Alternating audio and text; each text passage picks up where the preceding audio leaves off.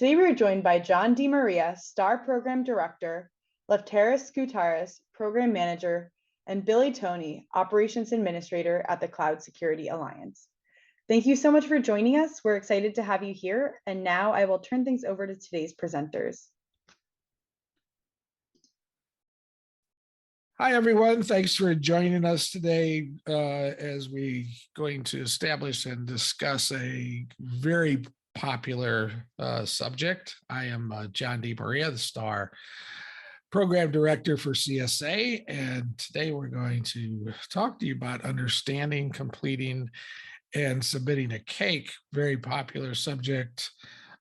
So, we wanted to establish some information and possibly some training and communications for you to take a deeper dive into this subject matter of the CAIQ, what it means, how to establish it, and how to submit it to the STAR registry. So have with me today, of course, Lefteris is our program manager for CSA, and Billy, who is our operations administrator at CSA. And so hopefully between the three of us, we're going to bring you some great information that's going to be useful for you moving forward. I'm going to give you a quick update on CSA and the STAR program, which of course the Cloud Control Matrix and CAIQ are really established the foundation of the STAR program. We'll give you an overview of the Cloud Control Matrix and also an overview of the CAIQ and key points of filling out the CAIQ, of course, and then wrap it up with helping you better understand how to submit the CAIQ. And we'll talk about some tips, tricks, and traps that you can listen to and hopefully better your experience with the STAR registry. CSA, just some updated numbers, 150,000 individual members. We have 107 chapters across the globe and currently have 467 corporate members and 30 plus active working groups, research groups. CSA research, of course, is totally free to everyone to download, but it's also free to join any of our working groups and contribute to the research that CSA does every day. And also, it's a great educational process. And again, free to everyone, the only free research architecture that I'm aware of, and just provides an incredible amount of information as we cover, 30 plus areas of the cloud. So, so consider joining our working groups and contribute to them as well. CSA STAR, a lot of history, launched in 2011. Really was originally just established as a self-assessment program for improving transparency assurance in the cloud. Meant to be publicly accessible to organizations. It really has established itself as the sort of that shopping mall for cloud service providers, and really helps users access and benchmark, security and privacy posture of organizations that they may be using for cloud services. And it's really based on CSA's best practices and helps cloud service providers increase their visibility, benchmark themselves against like organizations, but also see how other organizations are establishing security in the cloud. STAR program based on 3 pillars. Of course, standards like we've established the Cloud Control Matrix platform. We use go forward into certification frameworks like ISO 27001 and SOC 2. So the CCM becomes an extension to scope of those certification platforms. And then, of course, the transparency and trust that it establishes once you achieved a certain level within STAR, then of course you've established yourself on the STAR registry for organizations to be able to view your security posture and understand where you're at in terms of compliance. The Open Certification Framework is a established working group that manages the STAR program, and it's flexible, incremented, multi-layered. Is the three different levels of STAR. STAR level 1, of course, being the self-assessment, which is established on the CAIQ and the CCM. Level 2, third-party certification, as it establishes itself as an extension to scope of the ISO 27001 security standard, along with the SOC 2 attestations. And so it's really an integrated process. Level 3, which we won't get into today, continuous monitoring, that's being refreshed as a program. And we'll provide more information on continuous monitoring at a later date. So as you can see, as you move up the ladder of STAR, so does your transparency and trust and assurance, and of course establishes a higher level of accountability for organizations that are out there as well. So I guess our problem statement for today is, how do you establish your organization? How does it measure up? Organizations, you need to know where you're at today and where you're going, and how you're going to show your customers the level of security compliance, that they can expect, and what are the benefits to not only yourself as an organization, but your users as well. And also to establish, how you've linked improvements to better security, and to answer these questions, of course, you need to be able to measure where you're at today and what is your plan to improve. So, we need to help you establish, the connection between the Cloud Control Matrix and the CAIQ, and of course the STAR program. So I'm going to turn it over to Lefterius, and he is going to start giving you these introductory, kind of establish and make that connection for you to lay the groundwork for helping you understand how to fill out the CAIQ. So Lefterius, over to you. Hi, thank you, John. Hi, everyone. All right, so we're going to start with a quick overview about the Cloud Control Matrix and its latest version 4. The reason that we chose to have this introduction in the beginning is to have a better understanding on what is the Cloud Control Matrix and what are the underlying components of the Cloud Control Matrix, and how the Cloud Control Matrix is linked to the CAIQ, right? The Consensus Assessment Initiative Questionnaire, we call it simply CAIQ, right? Then we're going to speak a bit about what are the underlying components of the CCM, and what are some of the activities of the working group, right? So the first question, which is a basic question, is what is the Cloud Control Matrix, right? So the Cloud Control Matrix is a cloud security standard, which has specifically designed to aid cloud organizations to manage risk in the cloud, right?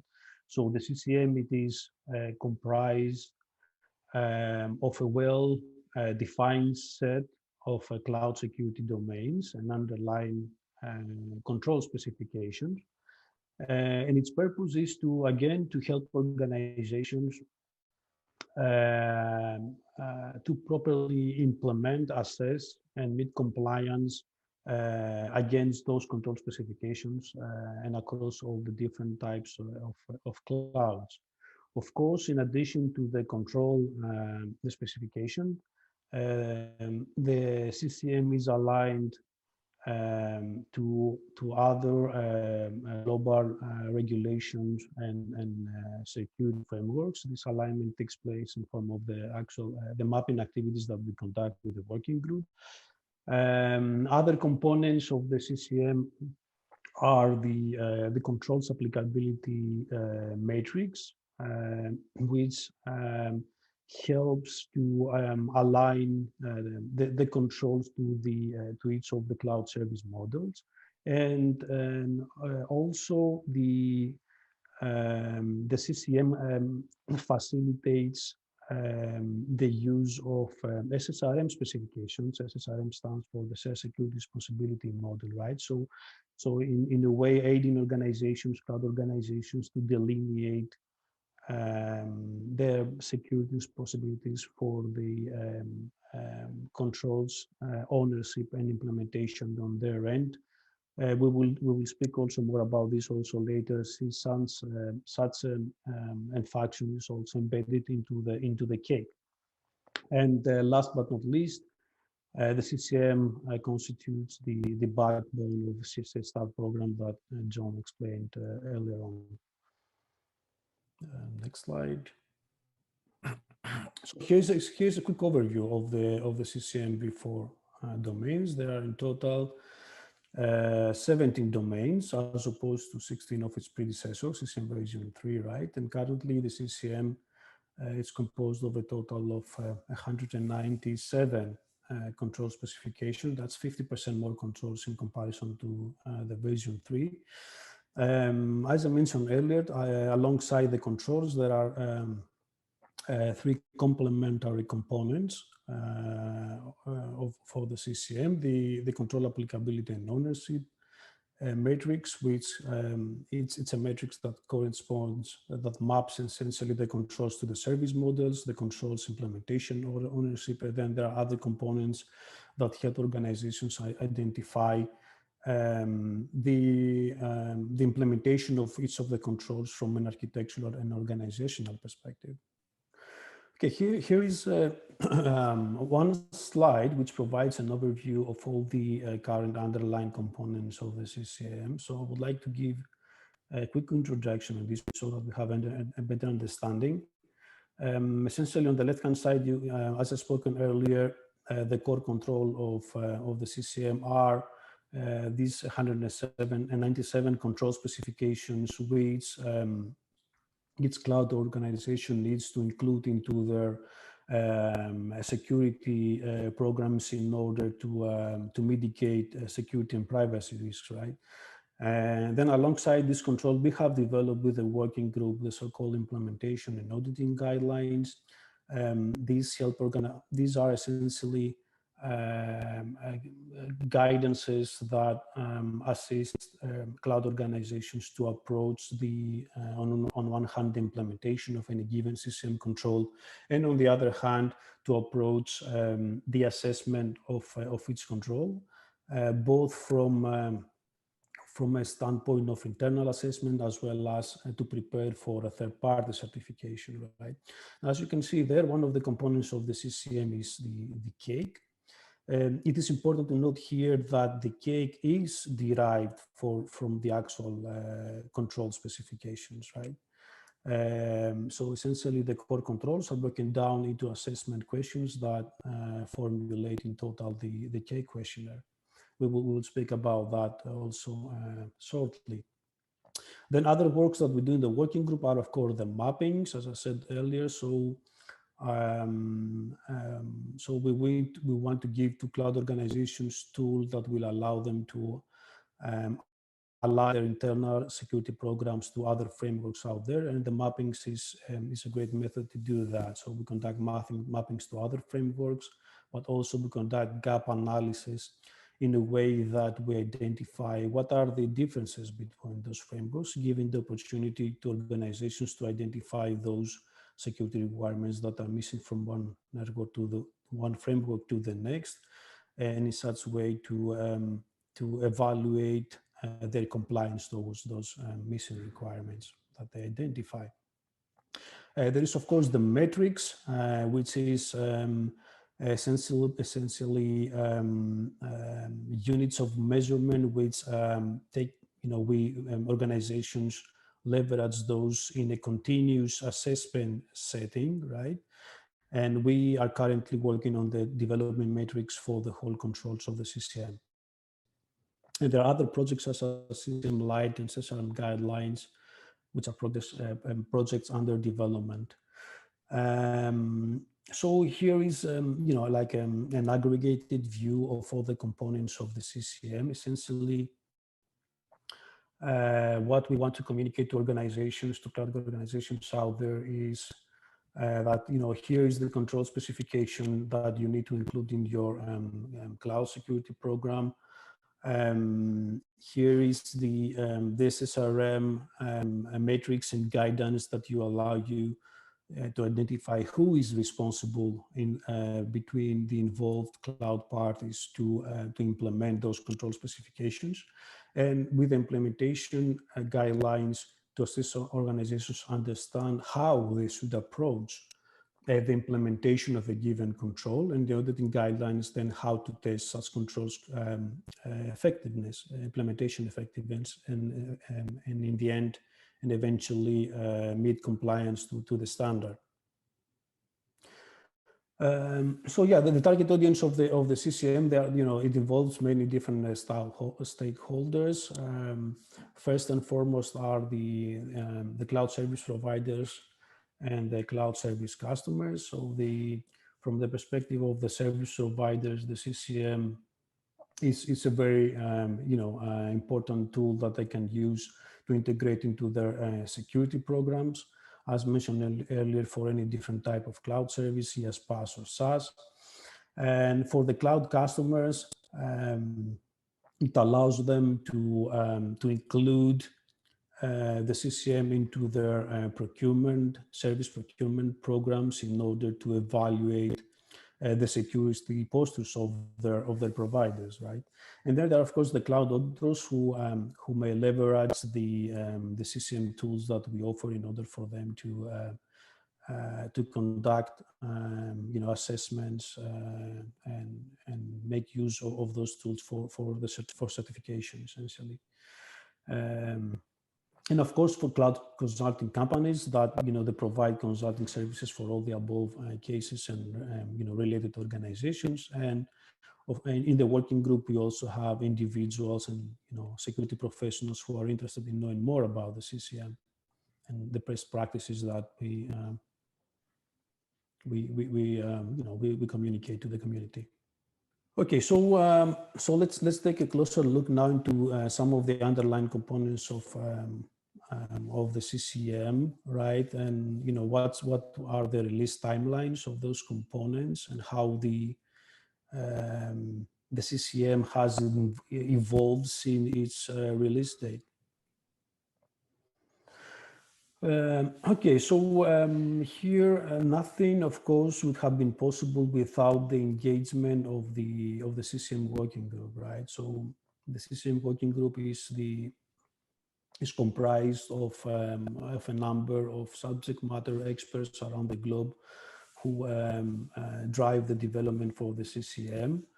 In the working group, there are many different types of stakeholders. So we have, of course, the individual professionals who work in the projects, as well as organizations, the organizations like enterprises out there. We have auditors which are engaged, as well as cloud operators, essentially the big service providers, right, that we have engaged into the development of the standard.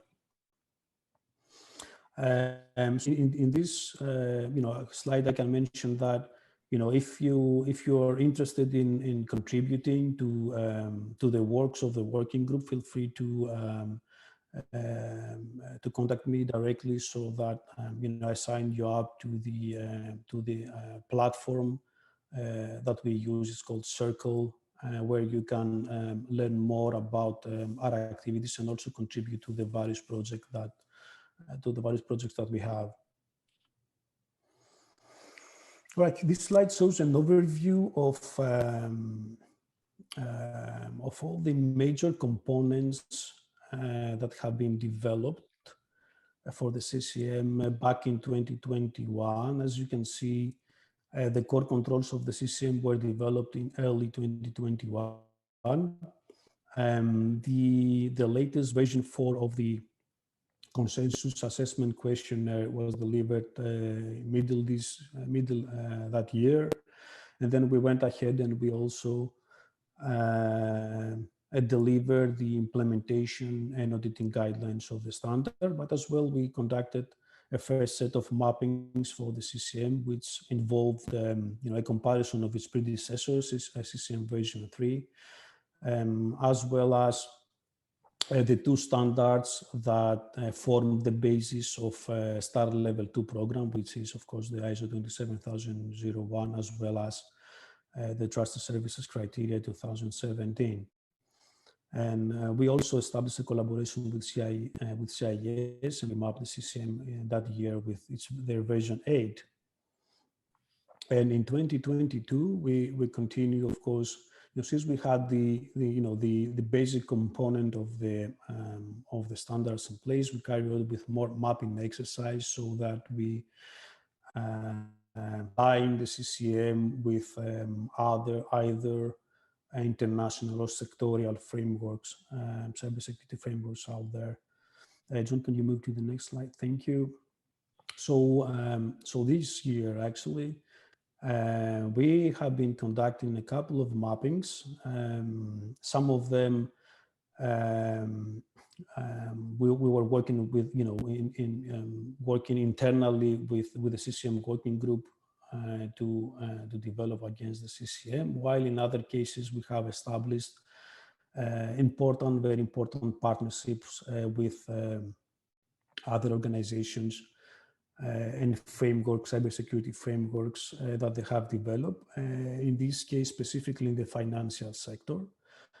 So we have established collaborations with both the Cyber Risk Institute as well as IBM, with an objective to create an assurance framework that will include new security requirements for financial institutions that wish to migrate into the cloud and adopt cloud technologies, right? So for these organizations, mapping to the CCM was an opportunity for them to identify cloud security requirements that they would integrate into their frameworks. And on the other hand, for Cloud Security Alliance and the CCM to identify those security requirements from the financial sector that we could add on to the existing cloud security requirements of the CCM, right? So these both partnerships have been fruitful and have been completed, and we actually have already published a mapping and an addendum of CCM and CRI to our website, and soon we are to publish also an addendum of CCM to the IBM Financial Service.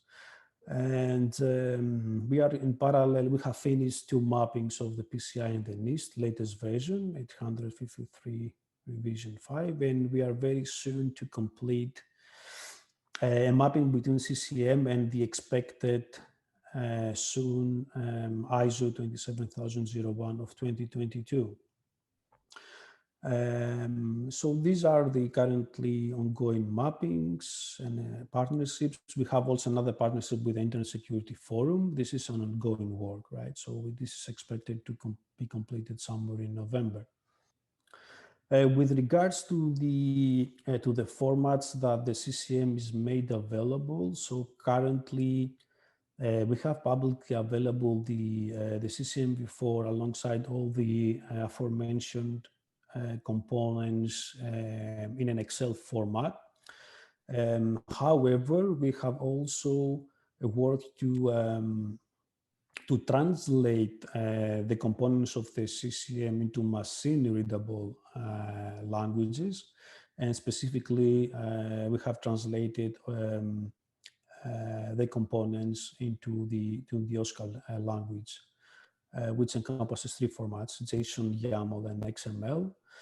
And to my knowledge, these are available to cloud organizations that are partners to CSA or that have acquired the license. But feel free to contact us, of course, if you need to acquire those formats. Right, and now we move on to the CAIQ, which is, of course, the main topic of this webinar, right? So the CAIQ V4, it has a total of 261 questions. As I mentioned earlier, those questions are tailored to the control specifications of the CCM. We'll have a screenshot later, which makes that more apparent, right? So the purpose of the CAIQ is, as I mentioned, to allow the cloud service providers to evaluate the compliance of those controls when implemented in order to secure their cloud services that they provide, right? And on the other hand, it's important for cloud customers because they have the opportunity in order to gauge the security posture of their CSPs.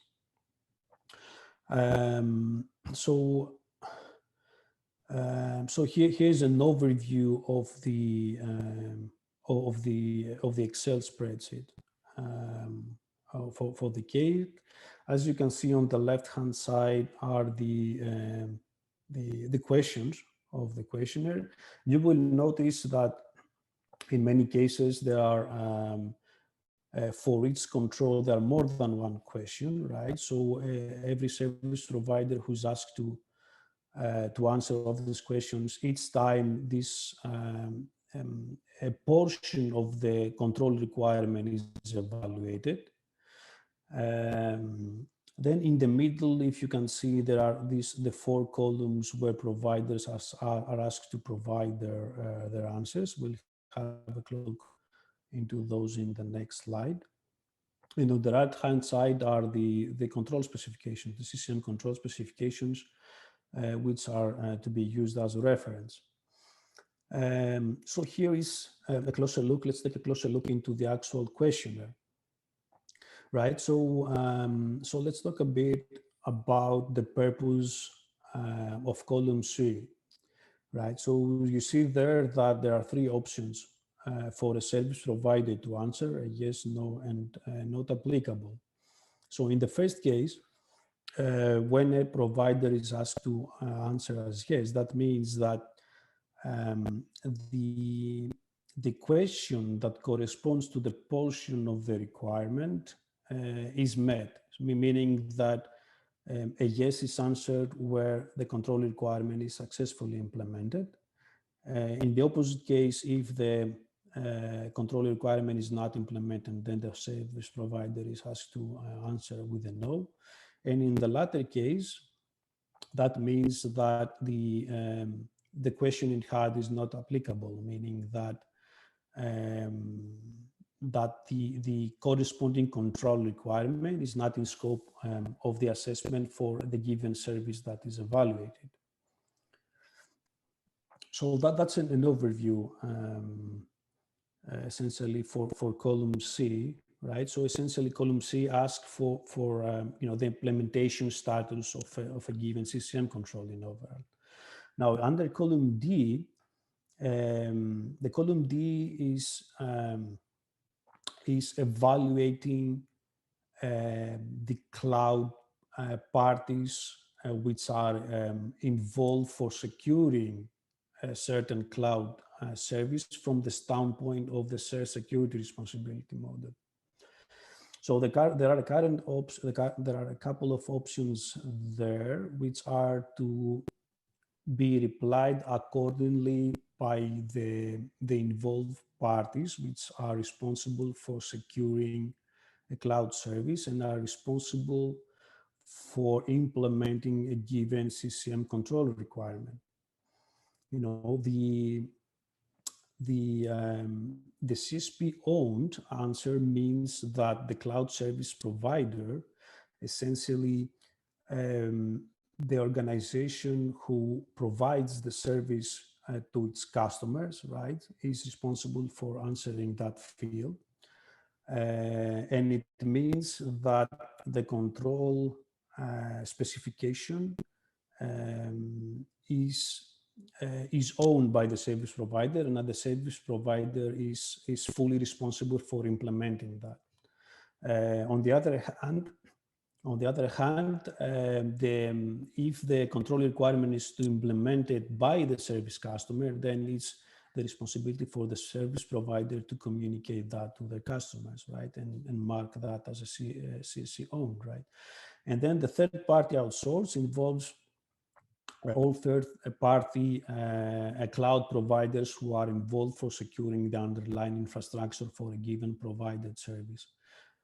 So in this case, could be an example, for instance, that if there's a SaaS provider who is using the CAIQ to evaluate a provision service to its customer, then that would correspond to a CSP.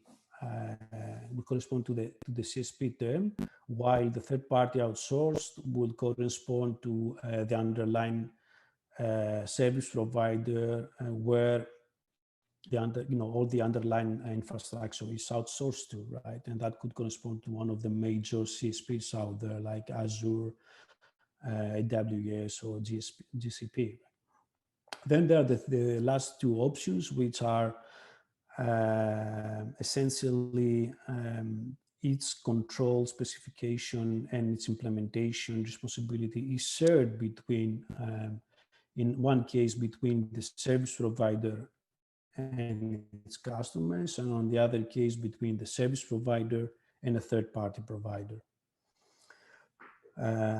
So that's in overall. Essentially, column D asks for the service provider that is answering the CAIQ to delineate the implementation responsibilities between the involved parties for each given CCM control specification. And then there are two more columns, E and F, where these are optional but highly recommended. So in every case where either the reply of, for a given implementation of a control is a yes or it is a no, the service provider would be great to provide that information about what they have done, how to implement a given system control, and what is their guidance towards the customers and their responsibilities for on their end to implement a given control, when of course they have that responsibility for that control specification. It falls under their ownership. Yeah, so I think that concludes everything in brief on how one would approach filling out the CAIQ. John, do you have any questions you would like to bring up in this case to help the better understanding of for an organization filling out the CAIQ? Let's move on now. We've pretty much established how to fill out the CAIQ, what these columns mean. These are the mandatory columns for organizations to fill out the CAIQ. C and D are mandatory, so filling those out are very critical.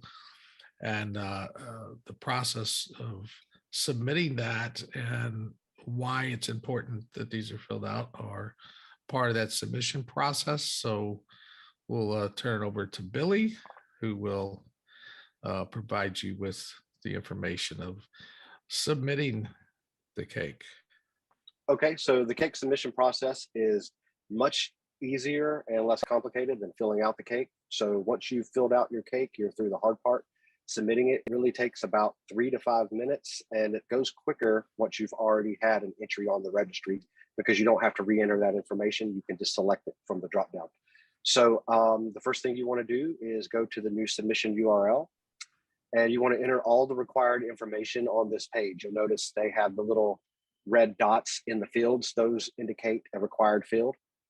And any of the other fields that are relevant to your entry, you want to go ahead and fill those in as well. Note the field type of registry entry with the red highlight. The first thing you do on this page is in that type of registry entry field, you want to select the self-assessment selection. And when you select that, it changes the shape of the form, and it will automatically select CAIQ from the specification field. So you want to leave this as is for a normal self-assessment. If you're doing another type of self-assessment, then you would select that from that drop-down menu as well. You also want to select your service category if relevant. After you have all your required information, you can go ahead and go to the next section. This is when you attach your CAIQ to the form. You attach your fully completed CAIQ file via the browse button for primary document. The file must be in the Excel SX format.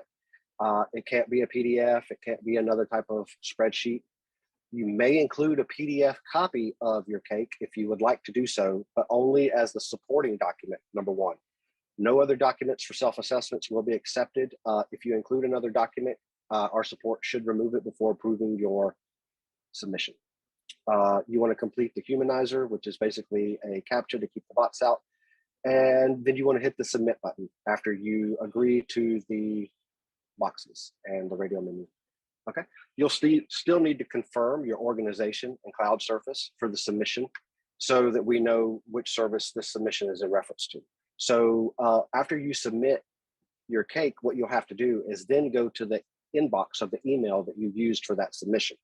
We're going to send you a confirmation email, and it's going to look like it does in the slide. It's going to have a green confirm button or a red reject submission button. You want to click that green confirm submission button. Once you do that, that's going to bring you back to our system to a page where you can select your organization and service from the drop-down menu, or you can add them to the site for the first time. So these are your final steps. What you'll do here is you're going to enter your organization and cloud service. If you've not done that before, then you're going to want to create them. But if you've done that before, you're just going to be able to select them from the drop-down menu. So if you haven't, what you'll do is you'll hit the create organization button. You're going to enter the organization's name. You're going to enter their website, and you're going to enter a brief description. Keep it pretty brief. I think we have a character limit of about 1,500 characters.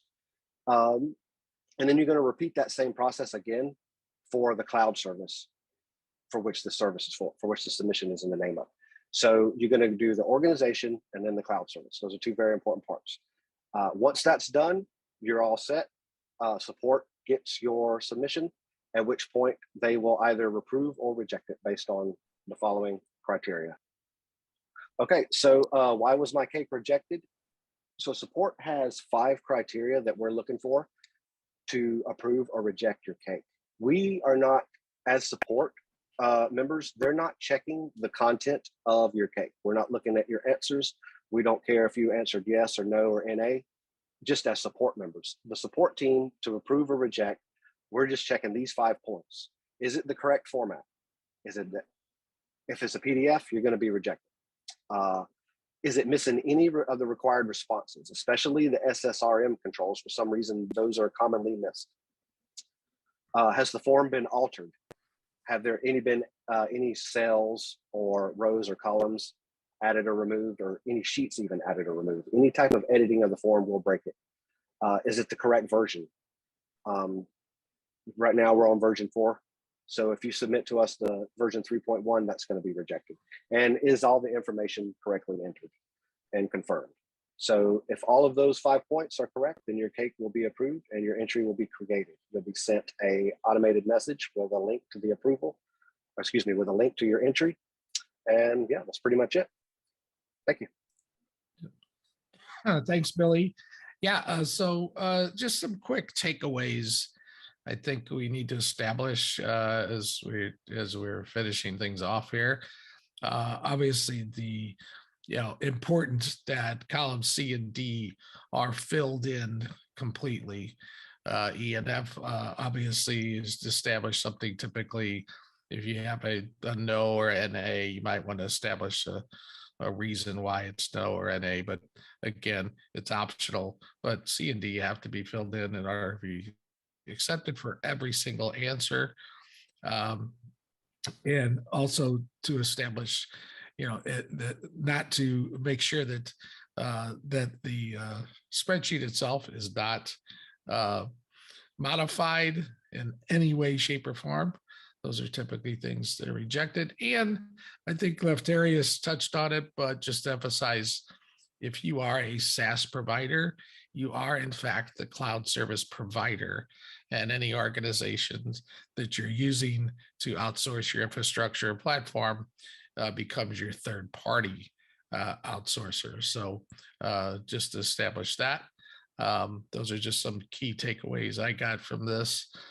Here's some helpful links that will provide you. These are just everything and anything you want to know about the CAIQ and STAR and the process. So you'll get obviously be able to get a copy of these slides, and you can listen to this as often as possible. And if you have any additional questions, you can email us at support@cloudsecurityalliance.org, or you can just go to cloudsecurityalliance.org, and everything about STAR and establishing a CAIQ is out there for you, and you can download the package, full package of the CCM CAIQ implementation guidelines and auditing guidelines, which will support your process of helping the interpretation of the controls, so that gives you a better quality submission on the STAR registry. So with that, I want to thank our presenters, and looking forward, and we'll address your questions right after this session.